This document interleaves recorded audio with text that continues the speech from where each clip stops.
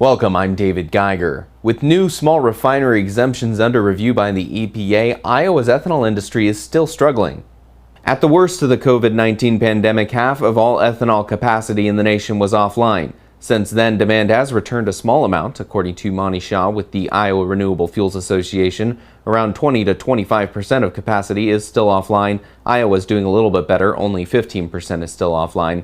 Shaw says even in recovery, these levels are not sustainable until there's a balance of supply and demand, and they're asking Congress to help the industry out. But as they do so, 52 small refinery waivers have been filed to the Environmental Protection Agency, covering compliance dating back up to 10 years. These gap year petitions are to maintain eligibility to ask for waivers this year and in the future. Shaw says this is a workaround by the oil industry to reduce the gallons of ethanol they need to add to the supply, hurting an ethanol industry dealing with 3 years of demand loss because of these types of waivers. He says the EPA needs to enforce the renewable fuel standard. The president and the EPA need to reject these, if not summarily, then certainly after whatever cursory review would be necessary under the 10th Circuit Court directives. Every single gallon should be rejected. That needs to happen before November. They need to then act on the 2019 request that should have been dealt with months ago. Bayer is spending billions to settle glyphosate lawsuits. Bayer announced a series of agreements to resolve nearly 90,000 filed and unfiled claims that Roundup caused cancer, making a payment of $8.8 billion to $9.6 billion, including an allowance expected to cover unresolved claims, and $1.25 billion to support a separate class agreement addressing potential future litigation.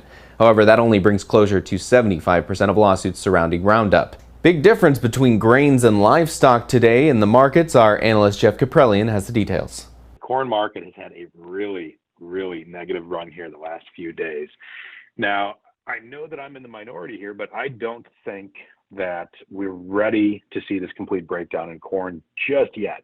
Really, the biggest thing for me right now is the Commitments of Traders report. The commercials have a net long position in corn of about 180,000 contracts. That puts all COT measures in a very bullish position. It would be the first time in, at least 10, 12 years where they've had a net long like this and the market did not rally. It would be absolutely unprecedented. Soybeans, a little bit of a different picture with the Commitment of Traders report. That's a touch bearish looking. Certainly the action here is weak. The stochastics are rolling over, and so we could see a little bit of a setback here in the soybean market. Yeah, certainly a different picture in the cattle markets. We do have some green on the board here, really across the board. The wheat corn today is obviously helping feeder prices. That's really leading the charge in the livestock sector, but still we're in this range-bound trade, and we've been this way for about 2 months now. Hog market is still working on making this big double bottom back from where we came in early April. The more coronavirus is in the news, the worse hogs get. So as long as we can kind of maintain the same news cycle, we should see some stability here in the hog market. And that's all I have for the Agribiz Report today. Thanks for joining me. I'll see you again next time.